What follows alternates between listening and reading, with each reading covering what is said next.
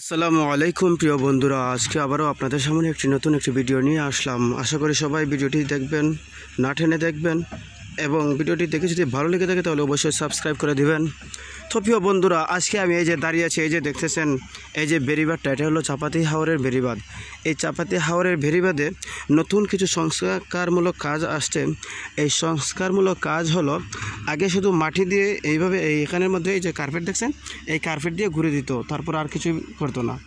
আর এখন এটার নতুন করে সংস্কারমূলক কাজ হলো, এটার মধ্যে আবার ব্লক, এই যে ব্লক লাগিয়ে দিছে, এই সারাটা ব্লক লাগানো হবে।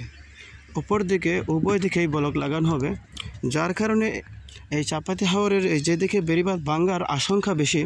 এই যে গত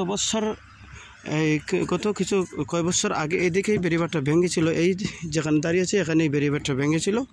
তো এই বছর এখানে এত মজবুত করে কাজ করতেছে, আল্লাহ যদি সহায় থাকেন তাহলে মনে হয় না আর এই বেড়িবাঁধটা ভেঙে যাবে।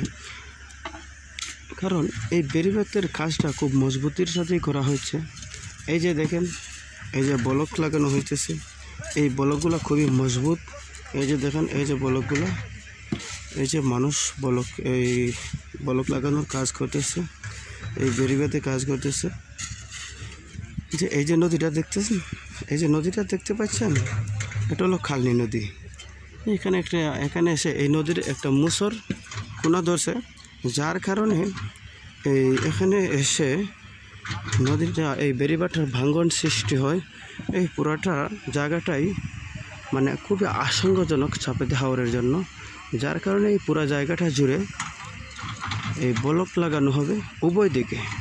যেমন এখন এই দিকে লাগানো হচ্ছে, পরবর্তীতে আবার অপর দিকেও ব্লক লাগানো হবে। এই যে এই দিকটা এখনও খাঁচা রয়ে গেছে, ওই দিকের কাজটা শেষ হলে এই দিকটাতেও ব্লক লাগানো হবে। এই যে এখন হাওরগুলো এখন একবারে সবুজ। কিছু কিছু জমিতে ধান আসছে, ধান বের হচ্ছে, আস্তে আস্তে ধান বের হয়ে যাবে। যখন বৈশাখ আসবে তখন দেখা যাবে সারাটা হাওর সোনার হাওর হয়ে গেছে, রঙিন হয়ে যাবে, সোনার রঙিন হয়ে যাবে এই হাওর। যখন ধান পাকবে তখন একবারে সোনার রঙিন হয়ে যাবে। তো প্রিয় বন্ধুরা, এই হাওরের ধানগুলা রক্ষার জন্য এই বেড়িবাঁধ নির্মাণ করা হয়। এই যে দেখেন এই বেড়িবাঁধগুলো, এই যে কাজটা চলছে, এই ঘাসগুলা এখন করছে। এই যে দেখেন, এই যে এক্সেলেটার, যাকে বেকু বলে, এই বেকু দিয়ে এইগুলোর কাজ করছে। তো উভয় দিকে ব্লক লাগানো হবে। আশা করি আল্লাহ যদি সহায় থাকেন, কমপক্ষে এইদিকে আর বেড়িবাঁধ ভাঙ্গনের আর কোনো আশঙ্কা থাকবে না। তো প্রিয় বন্ধুরা, আজকের মতো এখান থেকে বিদায় নিচ্ছি। আশা করি আগামীতে নতুন ভিডিও নিয়ে আসবো।